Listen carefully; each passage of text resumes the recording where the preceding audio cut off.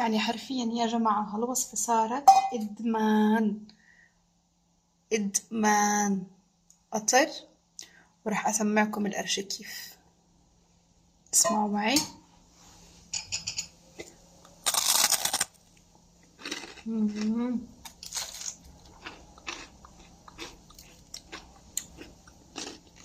شوفوا كيف. مباشرة نبلش بالمكونات. طبعا كل المكونات بكيس واحد: كوب مي، بعدين معلقة خميرة، معلقتين سكر طبعا صغار، ومعلقتين زيت، ونص معلقة بيكنج باودر، ومعلقة قزحة، ومعلقتين جوز هند. طبعا كله هذا اختياري، القزحة وجوز الهند، بس كتير بيفرق بالطعم. بخلطهم بهالطريقة بالكيس، وباجي بضيف عليهم الطحين. أخدت معي كوبين من الطحين، ونص كوب من النشا. كوبين من الطحين، ونص كوب من النشا، ومعلقة ملح مسح. معلقة الملح ضروري عشان تعطي دسم للعجين الملح، وبتوازن السكر كتير طيبة.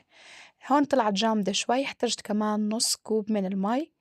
وبهالطريقة بالكيس عجنتهم منيح منيح مع بعض، وما خليت ولا كباتيل طحين، وتركتهم لحتى يخمروا نص ساعة.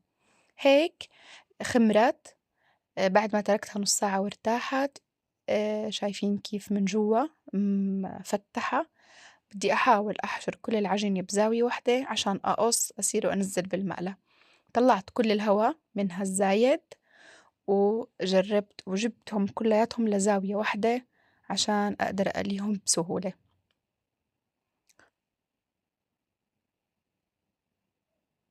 بهذا الوقت عملت القطر: كاسة مي مع كاسة سكر مع عصرة ليمون، وحركتهم منيح منيح وعلى النار 4 دقايق وتمام.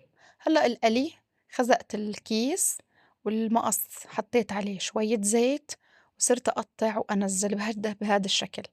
الزيت هون مهم يكون مش حامي حامي، لكنه يكون بأول درجة غليانه.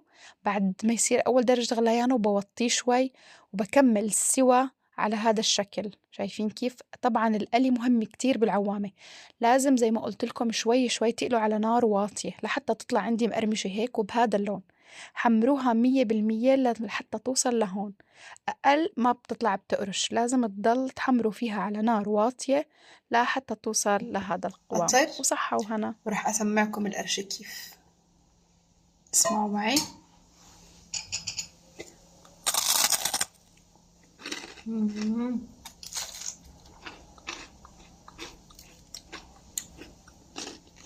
شوفوا كيف.